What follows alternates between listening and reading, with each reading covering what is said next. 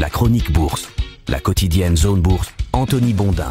Salut tout le monde, bienvenue dans ce point de marché Zone Bourse du jeudi 24 avril 2025, ça s'appelle Make America Gamble Again. Les marchés financiers ont l'air d'être plus ou moins stabilisés après une série d'assouplissements présumés dans la politique commerciale de la Maison-Blanche et aussi le coup de frein aux attaques contre Jérôme Powell et la Fed. L'édifice a quand même l'air encore bien fragile et il est bâti sur une sorte d'improvisation permanente. Le marché obligataire, qui est notoirement plus analytique, n'achète d'ailleurs pas encore l'accalmie, on va en parler un petit peu après. Non seulement on nous prend pour des cons, mais en plus ça commence à se voir. Voilà un titre un petit peu agressif que j'aurais aimé claquer sur Zone Bourse ce matin, mais c'est Thomas Veuillet qui a mis la main dessus hier, donc je ne peux pas lui piquer. J'ai ainsi titré sur le pari permanent, parce que de deux choses l'une, soit la Maison Blanche sait parfaitement ce qu'elle fait et tout le monde est tombé dans le panneau, après tout, quand on ne sait pas qui est le pigeon, eh bien c'est qu'on est le pigeon, soit la Maison Blanche fait n'importe quoi avec une grande constance, et comme disait le roi Arthur aux économistes médiévaux Perceval et Caradoc, c'est systématiquement débile, mais c'est toujours inattendu. Personnellement, j'ai une préférence pour la théorie de l'improvisation totale,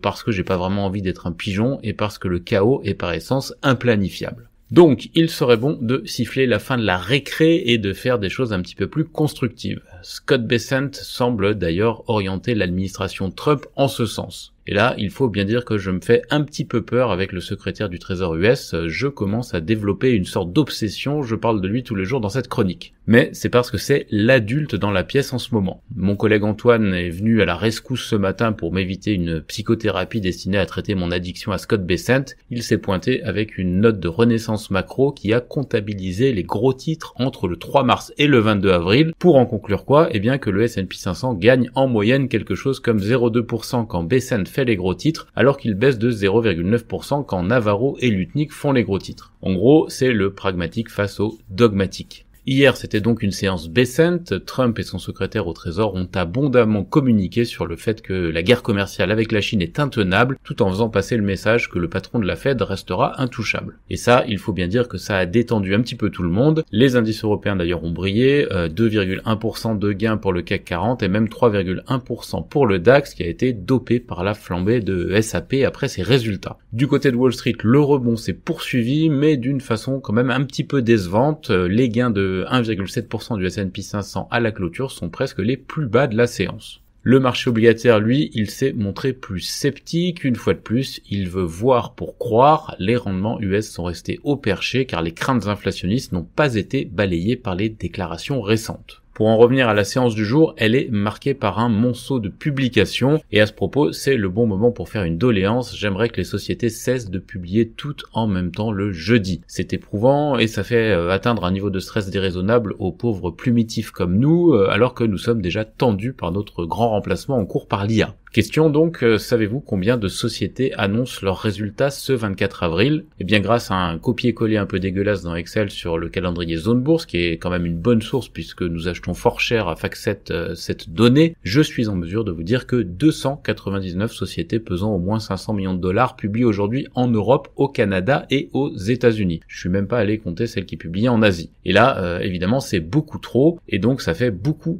d'activités ce matin et beaucoup d'actu à traiter. Les 10 plus grosses publications du jour, dans l'ordre, Alphabet, Procter & Gamble, T-Mobile US, Merck, Nestlé, Roche, PepsiCo, Unilever, Gillette et Sanofi, plus environ 290 autres, vous l'avez compris. Autre info du jour importante dans la série rétro-pédalage intense, la Maison-Blanche s'apprêterait à alléger les surtaxes qui pèsent sur l'automobile après le lobbying intense des industriels américains du secteur. Les pièces détachées en provenance de Chine seraient notamment concernées. Sur le front pétrolier, les dissensions au sein de l'OPEP+, sur les quotas de production ont fait chuter les cours du baril. Le Kazakhstan, notamment, rue dans les brancards et a affirmé faire passer ses intérêts nationaux avant ceux du cartel. Enfin, Donald Trump a estimé hier être très proche d'un accord entre la Russie et l'Ukraine pour mettre fin à la guerre, même si le tracé de la frontière future entre les deux pays n'a pas l'air d'être franchement consensuel pour l'instant. Côté Asie-Pacifique ce matin, les parcours sont plutôt mitigés. On est en hausse de 0,6% environ du côté du Japon et de l'Australie, mais les autres marchés affichent des baisses généralement modérées, sauf à Hong Kong où le repli est un petit peu plus marqué. On perdait un petit peu plus de 1,2% sur le Hang Seng. L'indice régional MSCI AC Asia-Pacifique sort toutefois de 4 séances consécutives de progression. Ça relativise un petit peu la consolidation du jour.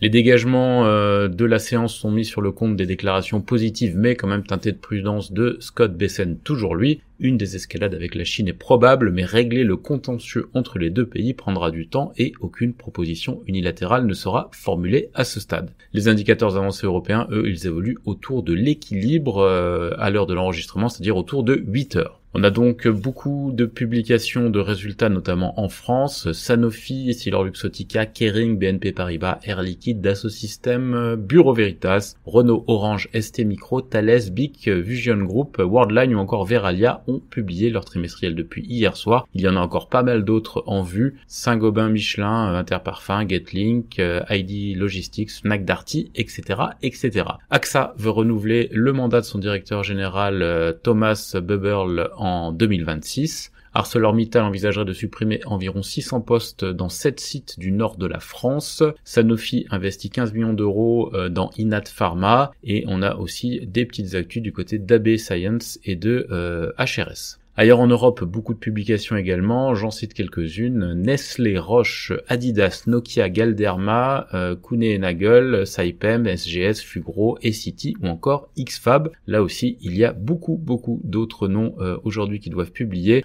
Dans le reste de l'actu sur le vieux continent, les immatriculations de véhicules neufs ont progressé de 2,8% en mars en Europe. Du côté de Generali, la bataille pour la succession du CEO tourne au référendum autour de l'opération sur Natixis. Dans le domaine du café, Nestlé, JDE Peet's, Starbucks, McDonald's et Illy ont été assignés aux États-Unis par une ONG qui les accuse de profiter du travail forcé au Brésil. Enfin, la société suisse de biotechnologie Veraxa va s'introduire sur le Nasdaq en fusionnant avec le SPAC Voyager Acquisition. Côté Amérique du Nord, les valeurs qui montent hors séance après les trimestriels, ServiceNow plus 10%, ResMed plus 7%, 5% de gains du côté de IMAX et Texas Instruments, 4% pour Whirlpool et 3% pour Lam Research. À l'inverse, IBM perdait 7% après ses trimestriels et Southwest Airlines 3%.